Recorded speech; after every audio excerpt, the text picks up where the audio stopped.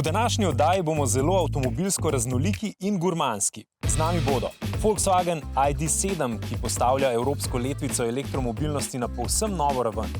Lexus LBX, ki je po velikosti najmanjši Lexus, po vsebini pa nikakor ne zaostaja za svojimi večjimi brati. Z nami pa bo tudi legenda ameriških prerij Ford Bronco. Pogledamo pa tudi, ali je čas mačističnih avtoreklam dokončno mimo in v avtokvizu postavimo novo, zelo zanimivo vprašanje. Pozdravljeni v avtomobilnosti. Vse do razmaha športnih terencev in vseh mogočih oblik križancev si je bilo, vsaj v Evropi, skoraj nemogoče predstavljati, da vsaka znamka v svoji prodajni paleti ne bi imela vsaj enega karavana. No, in Volkswagen je s svojim karavanom, tako imenovanim variantom, štartal z modelom Type 3 leta 1962. Ampak prodajni preboj pa se je zgodil, verjetno ni težko ugotoviti, s prvo generacijo Passata. Z nastopom električnih avtomobilov je kazalo, da bodo večji, prostornejši karavani s časom elektrifikacije počasi izginili. Ampak se je hitro izkazalo, da daljša medosna razdalja in tudi več prostora v prtljažniku imajo svoj prostor tudi v času elektrifikacije. In ker se Evropejci še nismo pripravljeni odpovedati karavanom, je tu ID.7. In že od trenutka, ko je bil spočet, je tukaj vprašanje, ki je težje od njegove baterije. Ali je ID.7 naslednik znanega predhodnika? Ob predstavitvi modela ID.7 nam je Volkswagen dejal, da gre za električno limuzino višjega srednjega razreda, torej nekakšnega električnega Passata. No, po testu pa bi tole sedmico raje primerjal s tem avtomobilom. In zakaj bi ga primerjal s prestižnim Phaetonom? Menim, da lahko ID.7 s svojimi odlikami vsaj delno konkurira tudi električnim modelom prestižnih znamk. In ravno to je bilo tudi poslanstvo Phaetona, pa čeprav oba te dva avtomobila nosita značko, ki ima ljudskost že v svojem imenu. V primeru modela ID.7 gre za razmeroma zajetno električno limuzino, ki ima skoraj 5 metrov dolžine, skoraj 3 metre medosne razdalje, no in ko vanjo sede zgolj voznik, se po cesti že premika več kot 2200 kg mase. Predpostavljamo torej, da gre ponovno za velik, težak in energijsko potraten električni avto. Ampak tokrat ima Volkswagen v rokavu pravega asa. Največja novost, ki jo uvaja prav ID.7, je nov koncernski električni pogonski sklop in ta nas je s svojo učinkovitostjo tokrat uspel resnično navdušiti. Pa naj za začetek ponudimo nekaj številk.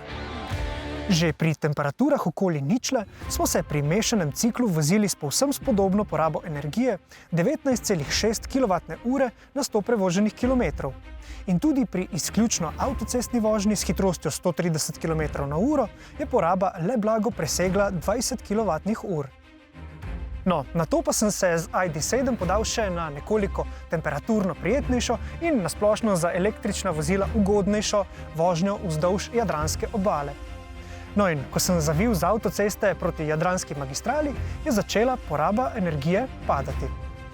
Poraba energije je padla pod 19, pod 18, pod 17, nato celo pod 16 in se na koncu ustavila pri številki okoli 15 kWh na 100 prevoženih kilometrov. No, nato pa sem na hitri polnilnici v okolici Zadra baterijo uspel napolniti s povprečno močjo 115 kW v vsega 45 minutah in se po avtocesti odpravil proti domu s konstantno hitrostjo 130 km/h. Kljub temu, da je med to potjo že temperatura krepko padla proti ničli, sem celotno pot zaključil s povprečno porabo 18 kWh na 100 prevoženih kilometrov. In ta številka je v resnici v primerjavi s primerljivimi električnimi modeli, pa tudi z ostalimi ID modeli, resnično ugodna. Volkswagen ID.7 pa prinaša še eno izjemno uporabno novost. Gre za možnost predgretja baterije, ki ga nastavimo sami, ko se odločimo za obisk hitre polnilnice. No in če želimo, lahko za polnjenje baterije tudi nastavimo limit, recimo na 80%, če ne potrebujemo polne napolnjenosti in tako baterijo ohranjamo v dobri kondiciji.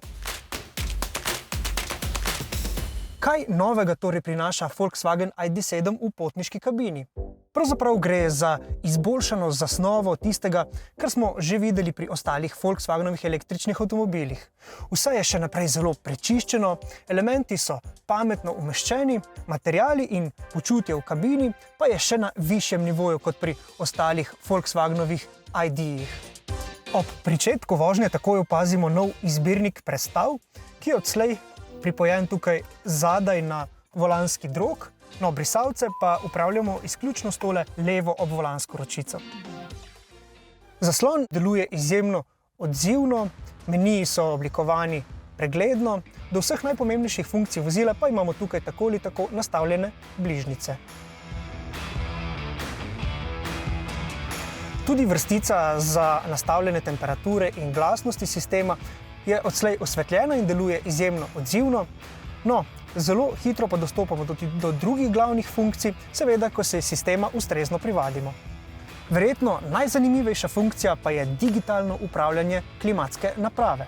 Smer pihanja zraka iz zračnikov upravljamo kar takole na velikem osrednjem zaslonu, no, ampak sprva se nam je to zdelo dokaj nepotrebno, sploh ko takole upravljamo vsak zračnik posebej. No, ampak prednosti tičijo v pametnem upravljanju klimatske naprave.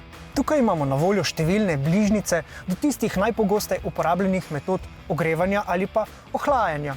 No, in te metode lahko zelo preprosto aktiviramo tudi po angleško z glasovnim ukazom. My hands are cold. Okay, warming hands at the front. Moja najljubša funkcija pa je tale, ko piš ventilacije usmerimo neposredno vase ali pa ga razpršimo okoli. Počutje v potniški kabini modela ID.7 je dobro tudi na račun dodelonosti in pozornosti detajlom, kot je na primer ogrevanje volanskega obroča, ki ne deluje le tukaj na sredini, ampak dlani ogreva prek celotne površine. Pa recimo zelo kakovostnega zvočnega sistema z zelo prijetnim prostorskim zvokom, no, najboljši del pa so tile sedeži. Gre za tako imenovane Volkswagenove Ergo Active sedeže, ki so po mojem mnenju celo boljši od nekaterih sedežev v vozilih premijskih segmentov. Sam imam namreč kar pogosto težave z bolečinami v spodnjem delu hrbta, če so sedeži premehki ali pa če ne nudijo dobre ledvene opore. No, pri modelu ID.7 nisem imel tudi na daljših poteh prav nikakršnih težav, obenem pa so sedeži tudi ogrevani, hlajeni in imajo še zelo zanimivo funkcijo, ki zaznava vlago in na ta način začne sušiti in blago ogrevati naša mokra oziroma prepotena oblačila. ID.7 dokazuje, da je učinkovitost električnega pogona v resnici za tiste redne vsakodnevne uporabnike električnega vozila najpomembnejša. No in prav ta avto je odličen primer, ki bi ga v preizkus priporočil vsem tistim, ki se doslej s to vrsto pogona še niste srečali.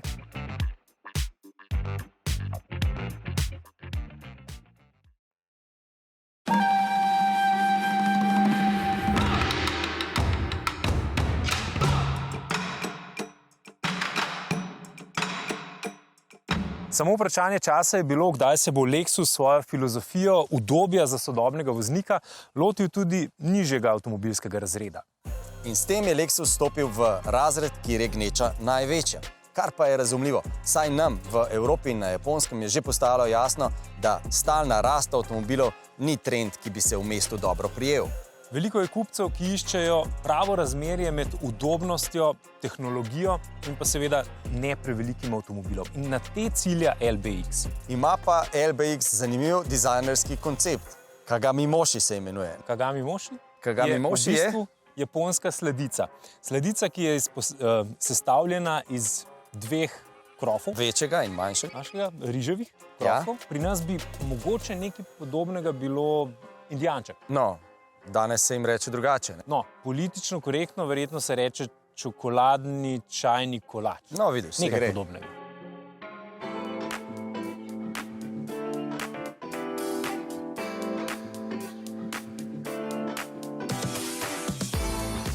Torej, tudi v ta mali mestni avtomobil so vgradili vso znanje, kar ga premore ta Toyotina prestižna znamka, pa naj stane, kolikor hoče.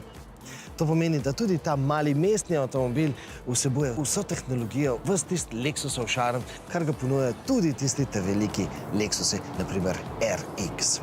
In to lahko potrdim že tudi po nekaj kratkih teh mestnih kilometrih. Ampak naj vam vseeno dam nekaj konkretnih primerov. So first of all, in terms of materials, definitely we choose the best, either semi-aniline leather or real leather or vegan leathers. There's different options in terms of premium material equipment that are unique to Lexus. In terms of technologies, you have, for instance, something which we call the predictive efficient drive, which is analyzing in real time how the driver behaves, and it's also combining that with real-time information about the road conditions. And it even remembers where you've been the day before and the day before, etc. And the result is that it maximizes the use of electricity, of the battery. V določenih pogledih pa je tale mali avtomobil celo boljši od tistih večjih Lexusov. When you brake, what is super annoying is you dive and then you are in urban traffic, you know, you keep on doing like this. With this vehicle, you keep a horizontal line all of the time because the brake force between the front and the rear is automatically calculated in order to keep this very linear posture. Again, it's a very exclusive Lexus technology. Torej, ta avtomobil se med vožnjo ne gunca, se pravi naprej, nazaj, levo, desno in seveda ostaja stabilen med vožnjo. In zagotovo bo všeč to tudi tistim, ki ponovadi med vožnjo občutijo slabost.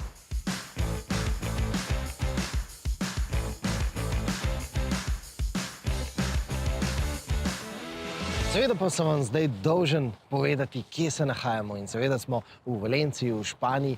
In to, kar vidimo tukaj okrog mene, je mesto umetnosti in znanosti delov izjemnega arhitekta Santiago Calatrave. In seveda ta lokacija je še kako primerna za znamko Lexus, namreč pri Lexusu je umetnost in pa tehnologije gredo nekako z roko v roki.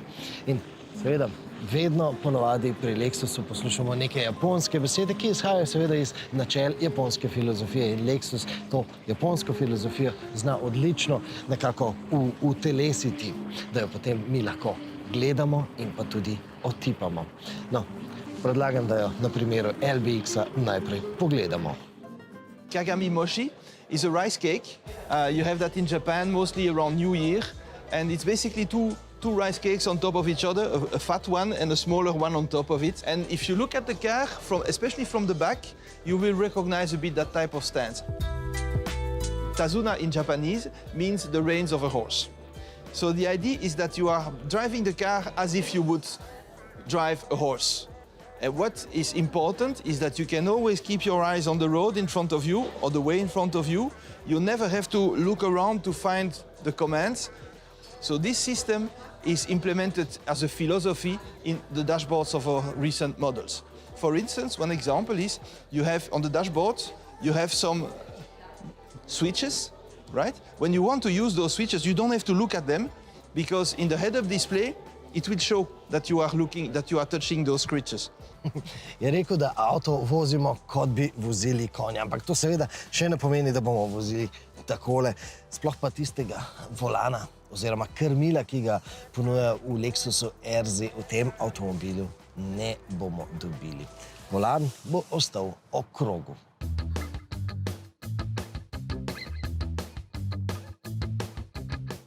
Da pri razvoju LBX-a niso šparili, je seveda zelo strateška odločitev v zadnje. Namreč ta avtomobil bo seveda prodajal tudi druge večje Lexuse. Pri zvišanju tržnega deleža pa jim je pomagal celo Audi, s tem, ko je iz tega razreda umaknil model Q2.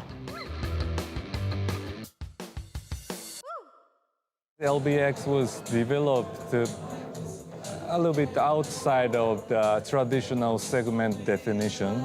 So it can cover from B, C, B SUV. So in that way, I really expect a lot more customer would start to look into Lexus, including those people who felt the hurdle was too high to approach Lexus. We prepared quite a competitive proposition. From the end of November, we started online booking. within less than 1 month, already we gained a quite interest to LBX, thankfully. So the booking was almost filled half of the total portion we planned for next year. But it was quite a positive signal that we are now sensing how market is reacting to us. Torej, pri Lexusu nas zdaj vabijo, da obiščemo prodajni salon. Recimo tistega v Ljubljani, v katerem je po novem resničnost digitalno oplemenitena. In seveda, ko boste prišli tja, boste videli, da imate dva para vrat. Skozi eno boste vstopili k Toyoti, skozi druga pa k Lexusu. In pri Lexusu zdaj pravijo, pridite in pa otipajte.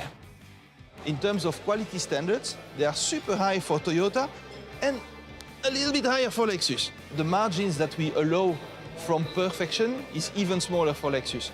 We have what we call Takumi in Lexus, which are people that have 25 years of experience at least in their skills. And we have those in all the Lexus factories, and they are there to really guarantee the quality and also to train the other workers on the line.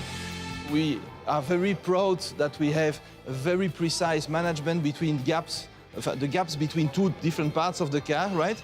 If it has to be 2.7 millimeters, it's not 2.5 millimeters. And we have people who have fingers trained to really see the difference. And they can go on cars that are on the production line. They can see this is 2.5, this is 2.7, this is 2.6. You and I would never be able to recognize that kind of difference, but we have people trained to do that. Razliko pa boste začutili že ob samem vstopu v salon. In takrat bo na sporedu omotenaši. The philosophy of Lexus is really go beyond customer expectation. Because, for example, you enter the showroom, then the specific cappuccino with, we name it like a hand wiping towel with some sweets. And cappuccino comes with Lexus logo mat. And this hand cleaning towel shows our welcomeness and give us best comfort to the customer to be well received and spend the time in our showroom as if they are enjoying the quite a comfortable cafe time as they like. Pred nami pa je avtomobilnostno vprašanje tega tedna, Avtokviz. Vprašanje pa gre takole. There once was an ugly duckling with... Ob katerem slovenskem jezeru se v reklami Audi Jara iz leta 1923 spremeni v Audi A5? You're a very fine swan indeed. Glasujte na rtvslo.si /avtomobilnost ali če preprosto skenirate QR kodo in označite svoj odgovor. Ja, pridno pa ste odgovarjali na naš kviz preteklega tedna in tule je odgovor. Vprašanje se je glasilo, koliko kolov ima Dars na voljo za označitev cestišča v zimskem času in odgovor je več kot 20 000. Če smo še bolj natančni, 20 107. Andrej jih je osebno preštel. Letošnja zima je bila sicer mila, kar pred zimo seveda ni bilo mogoče napovedati in zato so se pri Darsu nanjo pripravili tako kot Indijanci. No, ne z drvmi, ampak s koli, pa še veliko bolj z novo tehnologijo in vozili, s katerimi so lahko posip in pluženje izvajali hitreje in tudi bolj ekološko. Ampak mogoče kolov še ni treba pospraviti. Ljudski vremenar Dušan Kaplan z Blok namreč pravi zelen božič, bela velika noč in dodaja, da se lahko zgodi, da bo okrog 31. marca in 1. aprila sneg. No, več o Darsu, seveda tudi na rtvslo.si /avtomobilnost, več o vremenu pa v našem informativnem programu. Nedavno smo se na valu 202 v avtomobilsko-prometnih minutah spraševali, ali je čas stereotipnih mačističnih avtomobilskih reklam dokončno minil. Ugotovili smo, da so postale bistveno bolj politično korektne, nekatere celo družbeno angažirane. Veliko pa se jih še vedno vrača k stereotipom, ki jih s tem po nepotrebnem držijo pri življenju. In pri tem so šle nekatere znamke krepko čez rob dobrega okusa. In pri tem so izdatno negovali mačistični ego in se naslanjali na preprosto, že oguljeno pravilo, da seks prodaja. V čas družbene odprtosti, vključenosti in enakopravnosti so vstopile tudi avtomobilske znamke. Audi, na primer, z sporočilom enako plačilo za enako delo, za enakopravnost žensk. Toyota z sporočilom ena ekipa poveže 4 najštevilčnejše svetovne religije. BMW, Subaru in recimo Renault pa so naslovili LGBT skupnost. Mimogrede, ta ima na spletu več lestvic najboljših avtomobilov po mnenju LGBT plus skupnosti. Vse te reklame so izjemno premišljene, saj nagovarjajo tradicionalno moško skupnost in tveganje pri tem ostaja vendarle veliko. Bistvo reklame je, da proda, kar ima za prodati. Se je pa tudi v avtomobilskem svetu reklam več kot jasno potrdilo, da ima reklama največjo dodano vrednost takrat, kadar tovarna, avtomobilska znamka tudi v resnici živi v duhu tega, kar sporoča v reklami.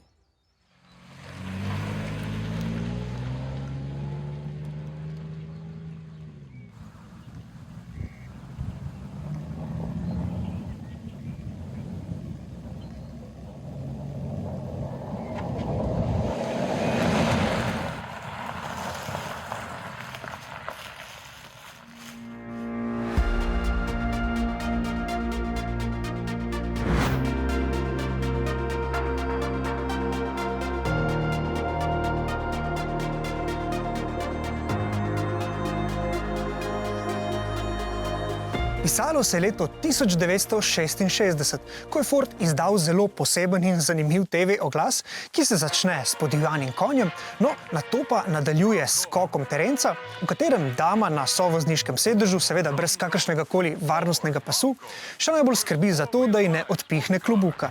Blazing a new trail of excitement. The new Ford Bronco for 1966. A rough, tough, go-anywhere, climb-anything sports car.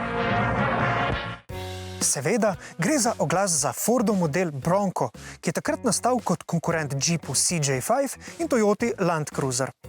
Ta avtomobil je torej domoval čez lužo na ameriškem trgu. In enako je veljalo tudi za 4 generacije, ki so mu sledile.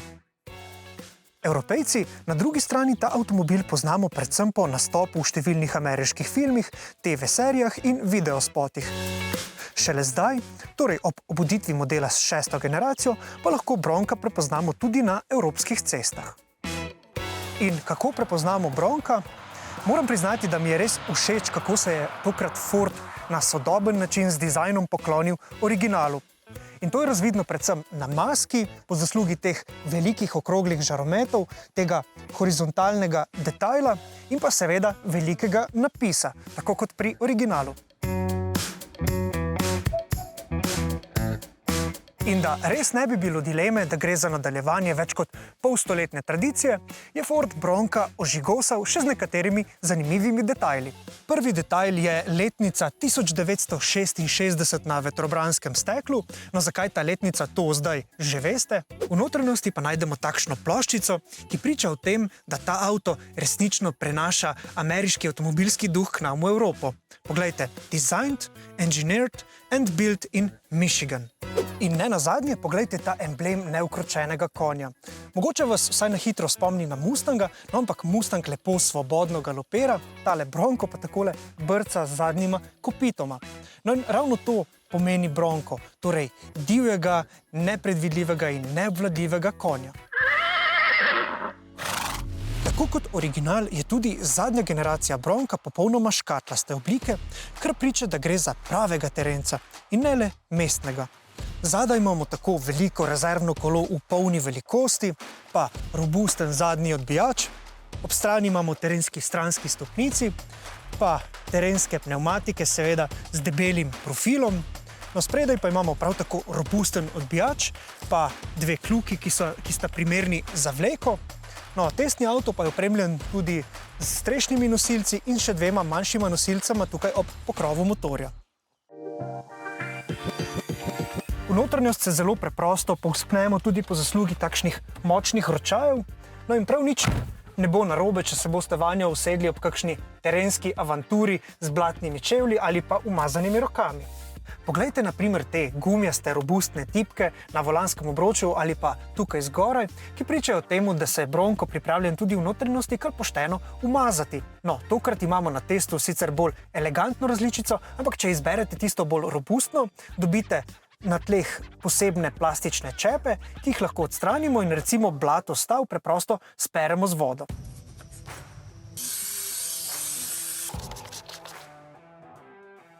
In v Broncu je preglednost naprej pravzaprav zelo dobra, pa čeprav pred nami občudujemo ta mogočen pokrov motorja, ki prav tako pričara del te nekako ameriške vozne izkušnje. No, če prek pokrova vseeno ne vidimo dobro, pa nam je lahko v pomoč pritisk na tale gumb, ki aktivira prednjo kamero. No in ta kamera je zelo koristna, ko smo v negotovosti, da bi bila recimo pred nami kakšna ovira, ki bi lahko poškodovala podvozje, no in ta kamera nas pred to poškodbo lahko reši. Zelo visoko se v Broncu sedi tudi na zadnji klopi, ampak zaradi zasnove vozila je po višini še vedno zelo veliko prostora. No, lahko pa to višino tudi za neskončno povečamo. Z Bronca lahko namreč odstranimo skoraj vse zunanje dele. Za začetek strešne panele, kar je pravzaprav zelo enostaven proces po zaslugi teh zaponk. In še ena zanimivost, poglejte, vrata so brez tega okvirja, pa tudi ogledala so pritrjena ločeno, kar pomeni, da lahko tudi vrata snamemo z avtomobila. No, zato pa potrebujemo že nekaj več orodja, pa tudi nekaj več časa.